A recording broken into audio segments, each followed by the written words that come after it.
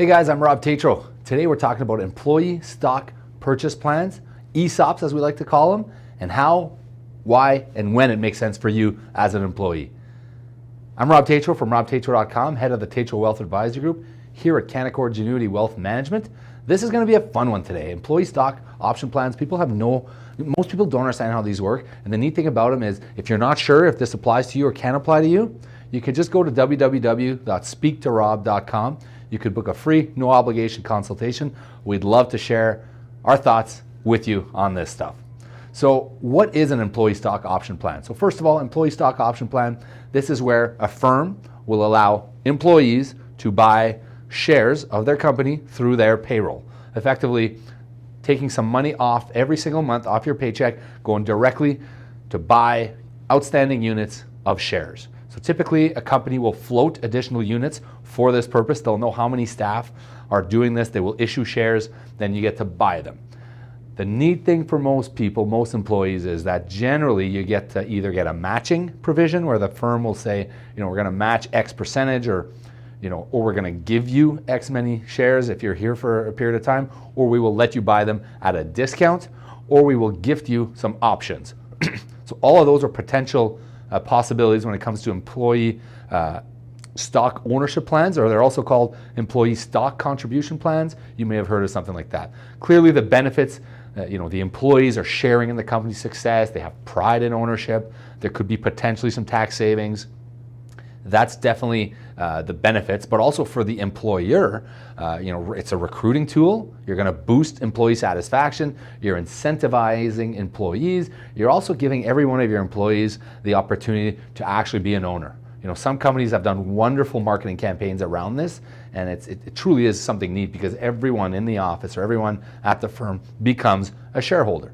Now, this doesn't have to only exist in publicly traded companies. This can exist in privately held companies that aren't publicly traded as well. So you could have a situation where it's a private company, a key employee is getting either stock options or is getting a discount or is actually buying shares in the company, on a quarterly, weekly, or even monthly basis, and that's quite common. Now, with respect to the publicly traded securities, generally you would have an account, usually through like a third-party discount custodian of some sort, like a computer share or something like that, and you would have your shares kind of on a separate statement and they would kind of accumulate over time. There's usually going to be some sort of vesting period or like a period of time. There can be a vesting period or a period of time where you can't remove the shares, or you have maybe some limited availability to move the shares. Generally the shares themselves will then be able to be transferred out to like an RSP or to a TFSA. They'll typically allow you to purchase them in those accounts as well, especially if they're publicly traded securities, obviously. So these shares are now yours, you own them, and your employer has contributed for you to buy these shares. So it really does a lot for that, and it's something that most people should be taking advantage of. So the incentive, again, you own shares, you're a shareholder, you're part of it, you see the shares on your statement, you then get to do something with them, you're an owner of the company, you participate in the dividends as well. If you're getting options with respect to this, so you have options, so the option is the right to buy a stock at a future date at a predetermined price. So if you're getting stock options, most of the compensation now for the high-level CEOs, executive leadership from publicly traded companies, most of the time we will see a stock option package in addition to the salary. These salaries are quite high, and the stock option package can be worth a lot of money for these executives. Again, if this is something that you're doing or you're not sure how this would impact you, go to speaktorob.com, www.speaktorob.com, and book a consultation with us. We'd be happy to share some of this with you.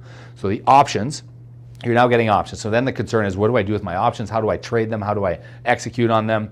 Some firms will actually allow you, so if the options are for $10 and the shares are currently at $20, sometimes the firm will allow you to just execute the trade for you and effectively just give you the profit. So that in that case, that would be a $10 profit, right? Because you're executing at $10, the shares are worth $20.